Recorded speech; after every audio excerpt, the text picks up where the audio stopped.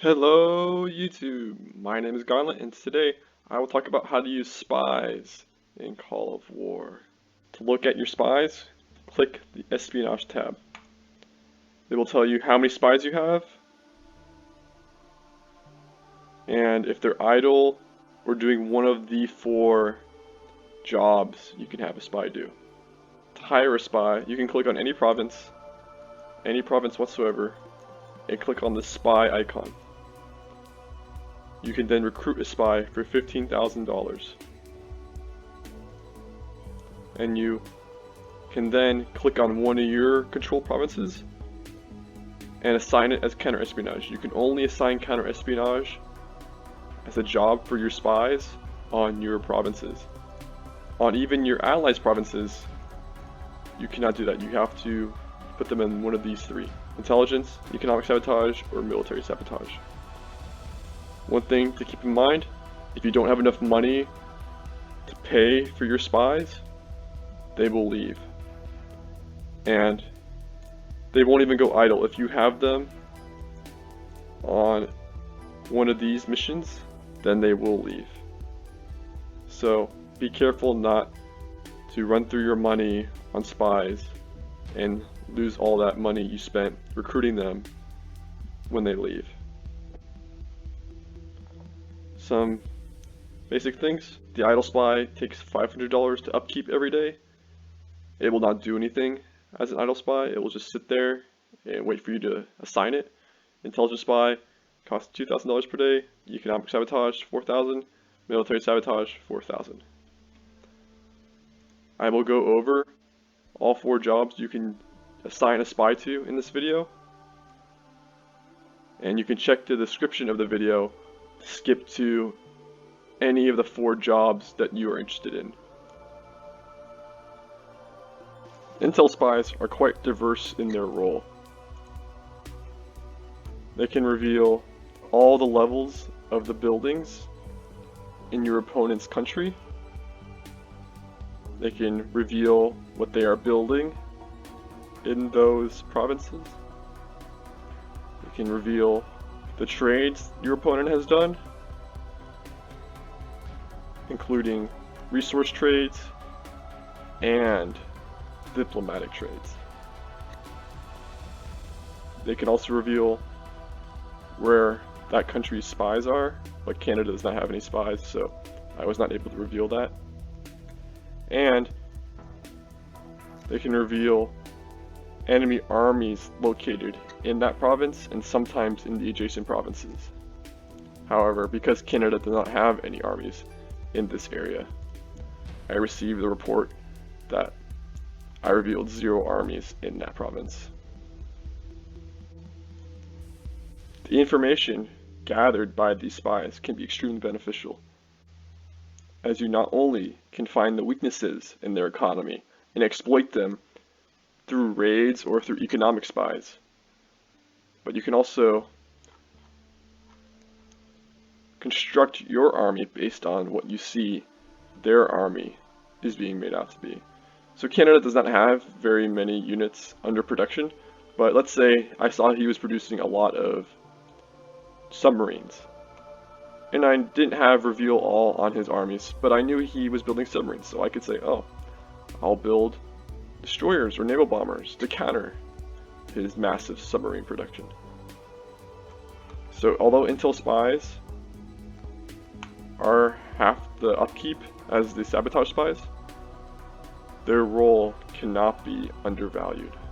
Lastly, one of the most fun things about Intel spies is that they can intercept messages the enemy sends and receives through the diplomatic channels. So any messages sent here can be intercepted by Intel spies. And I intercepted some from Canada. Well, he received them and sent them to his ally, Brazil. And this is very interesting because Brazil has been trying to be allied with me and gain my trust. However, I can see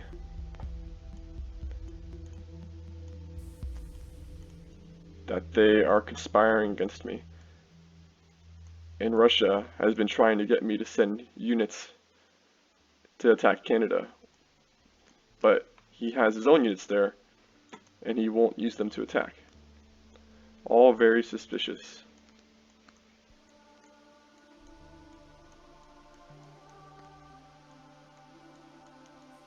Therefore, I have plans to deal with them. I will discuss how to use economic saboteur spies in Call of War. These are mainly used to target the production that you know your enemy lacks. So Canada lacks oil. So I'm going to move some of these intel spies, and I'm going to place them to his oil producing provinces and add them as economic sabotage. And what economic sabotage does is it destroys a large or small percentage of that province's daily resource production at day change.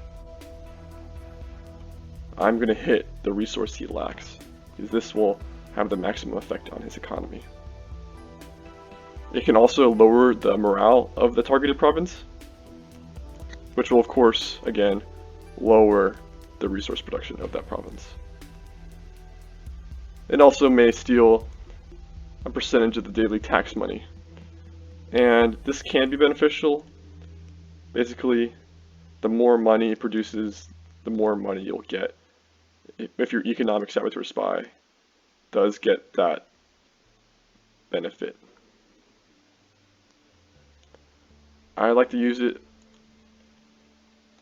leading up to a war or during a war, if I have plenty of money, of course, to afford it, to cripple a certain area or areas of my enemy's economy.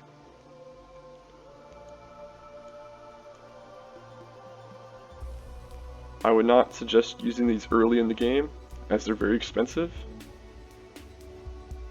So it's not worth it, as you should be building up your own economy early in the game, and only worry about using these spies on your enemy in relatively late game. And it usually works better in large numbers. Next up are military sabotage spies. These are the ones that allow you to get reveal all armies at day change, which can be extremely beneficial. I got this on Canada, and I can see that he's sending basically his whole military into Alaska for most likely a preparation of an invasion of me.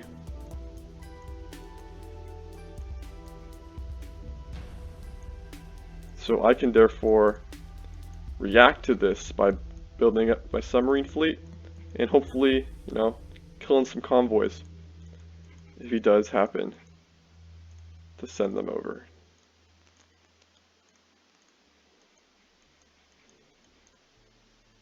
I usually use 5 or 6 military espionage spies, as I find this almost ensures I get a reveal all on a country, and any more than 5 or 6 is usually pretty wasteful. So just use 5 or 6 on the country you want to get this reveal all on. In order to get this reveal all, the highest percentage of the time, I place 5 or 6 of these spies in a province that has no buildings. This is key, as a military spy may also decide to damage a building in the province it is located, which will of course prevent it from being able to get the reveal all instead. And also, another thing is that your opponent will be less likely to put counter-espionage spies into provinces that do not have buildings or do not produce resources. Another really important use of military espionage spies is that they're a great way to destroy an enemy air network. Canada does not have a very good air network, but for example, I have an air network that goes across Siberia, and if Canada was to invade me, he may want to disrupt the travel of my aircraft from Moscow to my eastern provinces. To do that, you would have to place military espionage spies in one or more of my airbase provinces and damage it. And what this does is it's very likely to put this airbase out of action and destroy my air network and slow down and force me to rebuild this airbase before my aircraft can move over, hindering my logistics. They can also be used at a tactical level. Let's say I knew France had all of his planes in Paris. I could put my military espionage spies in Paris and maybe damage this airbase, and that would force all the aircraft to turn into a truck stat, which has 5 HP and is an unarmored class, making them very vulnerable. And I can bomb them and kill his whole air force as they're on the ground as trucks. Another thing you can use military sabotage spies for is to damage low-level enemy industrial complexes. This would be primarily used early game, when people still have level 1 industrial complexes. And the reason why it can be worth it is because level 1 industrial complexes are extremely expensive. And when they're damaged, a percentage of this total is needed to repair them. And it takes time and it takes a lot of resources. And sometimes it's worth doing that damage to your enemy in the early game if you think you can get away with it. I usually don't think it's worth it, but it can be done. But the big thing is the reveal all, and I tend to use the reveal all on a large active enemy that I want to keep track of their troop movements daily. Or if I want to prepare my army, like I see what they're building, and I want to start constructing countermeasures to what their army has.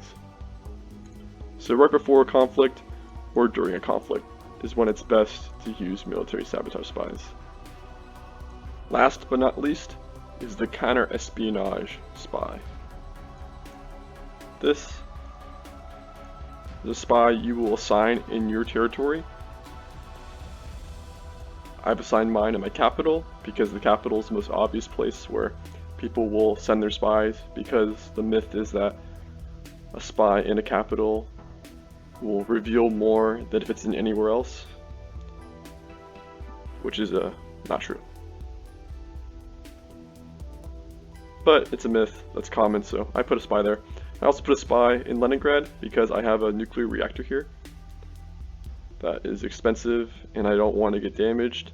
It's also a pretty tempting target for players to try to damage. Another good use for counter-espionage spies is to place them in resource areas that you lack. So oil is a weakness in my economy, and if I knew that my enemy had knowledge of spies and may try to target this, then I could put counter-espionage spies in my oil-producing provinces to protect them from economic or military spies that would damage my buildings, decrease province morale, and it's just things that would hurt my oil production. But in this case, I know my opponent doesn't do that, so I don't have to worry. Some more uncommon uses for counter-espionage is to protect an airbase network. So I have an airbase network stretching across Siberia, and I want to make sure it doesn't get severed. Of course, I don't think Canada and Brazil are good enough to know that they can do this, but in case they were, let's say they put military espionage spies in my air bases to break them, so I couldn't send aircraft from one side of my country to the other. I would have to add counter-espionage spies to them to protect them from military espionage spies. And this can be really important playing against good players that try to break your air bases while you have planes patrolling from them. Because if they break while your planes are patrolling from them and there aren't any other air bases nearby, your planes will have to fly back to this province that has no airbase, and they will become a truck on the ground, vulnerable, and can be easily killed by an enemy. So you have to be very watchful of that tactic. Counter-espionage spies can also be used in conjunction with intelligence spies, because intelligence spies can find out where your enemy is placing their spies, and then you can place your counter-espionage spies in the provinces where you know they have spies. Of course, the counter to that, every day I switch up which provinces I put my spies in. So I might have them in this province doing military espionage to get the reveal all, and then I'll move them to this province, and to this province, and this province, just to reduce the chances of them figuring out where I have my spies. And of course, don't put them in the capital, because that's too obvious. Just don't do it. A bonus of having your military espionage spies in provinces without buildings is that they won't show up on the paper. So you can get reveal alls on an enemy, and they won't have a hint that you're doing that. Only way they'll know is if they have spies in you, which you can't really stop. So, but if just like at peace and no one really is belligerent, then you can get this intel without them being the wiser. And one quick disclaimer, all of the benefits I talked about, the 4 spies being able to do, are not guaranteed. There is an element of randomness in spies. So you won't always get the reveal all, you won't always lower morale, you won't always destroy resources, you won't always steal tax money, and you won't always catch enemy spies. However, the more you add, the higher the likelihood.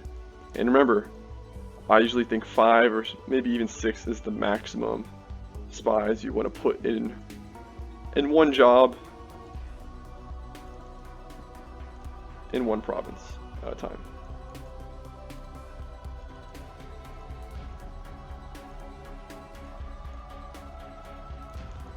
The newspaper can also provide good intel on the activities of spies.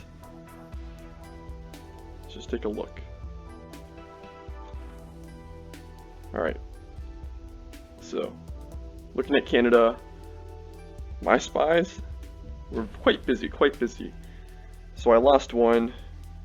Yep, I lost one, and it was revealed that it was my spy, so Canada won't be happy about that. But it shows how I stole tax revenue, I destroyed resources, more taxes, I damaged a building, all that good stuff. And same thing to Brazil, at a lesser degree. It does not show, however, my military espionage spies and the reveal alls I got. It only shows the effects on buildings and on resources, and also if a spy got captured. That concludes this video. Thank you for watching. Please subscribe, leave a like, and comment any advice you have. I will see you on the battlefield.